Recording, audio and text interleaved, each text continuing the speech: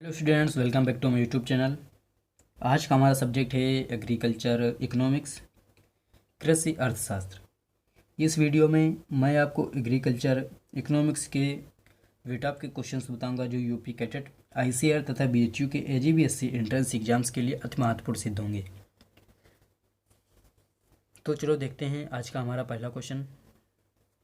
तो सबसे पहले आप हमारे यूट्यूब चैनल को सब्सक्राइब कर लीजिए और अब आगे देखते हैं। आज का हमारा पहला क्वेश्चन है, सर्वप्रथम सहकारी समितियों का निर्माण कब हुआ। वेरी वेरी इंपॉर्टेंट क्वेश्चन है। सर्वप्रथम सहकारी समितियों का निर्माण कब हुआ? तो इसका आंसर है 1904 ईस्वी में।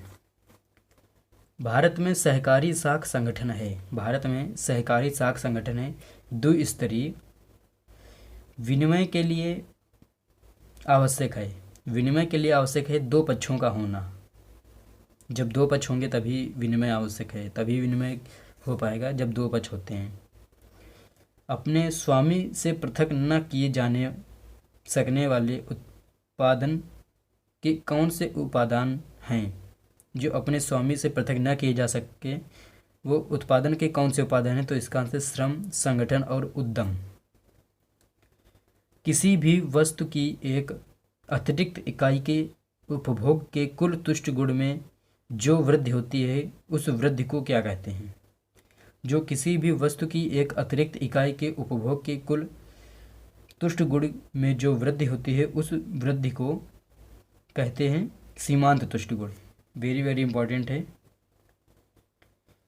जब वह पूंजी जो किसी एक ही बार में प्रयोग में समाप्त हो जाती उसे कहते हैं। जो पूंजी प्रयोग करने में एक ही बार में ख़त्म हो जाए उसे कहते हैं चल पूंजी। और अचल पूंजी है जैसे मशीनें, हल बैल, कारखानों की इमारत जिन्हें हम बार बार यूज कर सकते हैं उन्हें हम अचल पूंजी कहते हैं। खेत में डाली गई खाद है चल पूंजी। इस हम एक बार प्रयोग कर सकते हैं तो खेत में डाली गई खाद चल पूंजी रहेगी।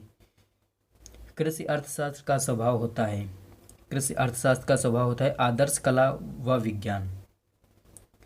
अधिक वृक्ष लगाओ आंदोलन शुरू किया गया। जो अधिक वृक्ष लगाओ आंदोलन था, यह आंदोलन किसने शुरू किया? तो इसका आंसर है के.एम. मुंशी ने। उपयोगिता का संबंध है।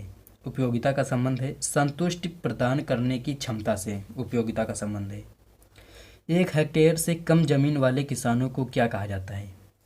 जिनके पास 1 हेक्टेयर से कम जमीन होती है खेती के लिए, उन किसानों को हम लोग कहते हैं सीमांत कृषक। 1 से 2 हेक्टेयर कृषि वाले कृषकों को क्या कहा जाता है? जिनके पास 1 से 2 हेक्टेयर खेती है उनको हम लोग लघु कृषक कहते हैं। क्षेत्रीय ग्रामीण बैंक की स्थापना कब हुई? वेरी वेरी इंपॉर्टेंट क्वेश्चन है। क्षेत्रीय ग्रामीण बैंक की स्थापना कब हुई? 1975 ईस्वी में।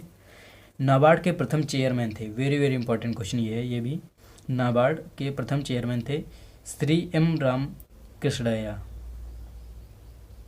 विश्व बैंक कहाँ पर स्थित है? विश्व बैंक कहाँ पर स्थित है? वाशिंगटन डीसी में स्थित है विश्व बैंक। अर्थशास्त्र में ग्रेसम का नियम किससे संबंधित है? जो अर्थशास्त्र में ग्रेसम का संबंध है वह मुद्रा के प्रचलन से है। वह मुद्रा के प्रचलन से संबंधित है। अब हमारा अगला क्वेश्चन है, तकावी ऋण दिए जाते हैं। तकावी ऋण दिए जाते हैं राज्य पुरस्कार द्वारा। कृषि लागत की इकाई है। कृषि लागत की इकाई है रुपये प्रति हेक्टेयर। कृषि उत्पादन व्यय की इकाई है रुपये प्रति टन। कृषि उत्पादन के कारक है। कृषि उत्पादन के कारक हैं पूंजी व धन। वस्तु के मूल्य में वृद्धि ही उत्पादन है, यह किसका कथन था? प्रोफेसर थॉमस का।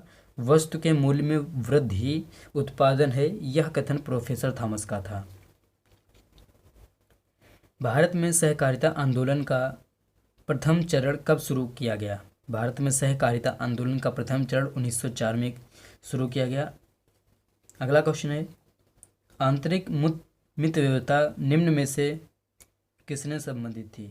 जो आंतरिक मित व्यवस्था थी वह किससे संबंधित थी? तो इसका आंसर है विशिष्टीकरण से।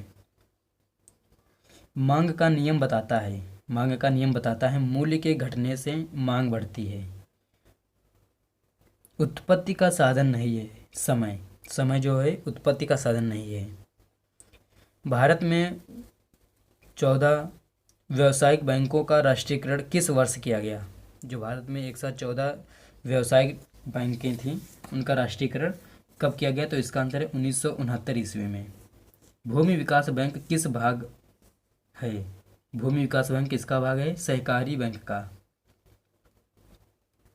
खेती सफलता के मापक हैं। खेती सफलता के मापक है पूंजी पर प्रतिशत लाभ और शुद्ध आमदनी और पारिवारिक श्रम पर आय। तो स्टूडेंट्स, यह हमारा लास्ट क्वेश्चन था। और यदि आप इसी प्रकार के और वीडियो चाहते हैं तो हमारे यूट्यूब चैनल पर जाकर लिस्ट में जाके देख सकते हैं। इस प्रकार के काफ़ी सारे वीडियोज़ पड़े हैं, आप देख सकते हैं। धन्यवाद।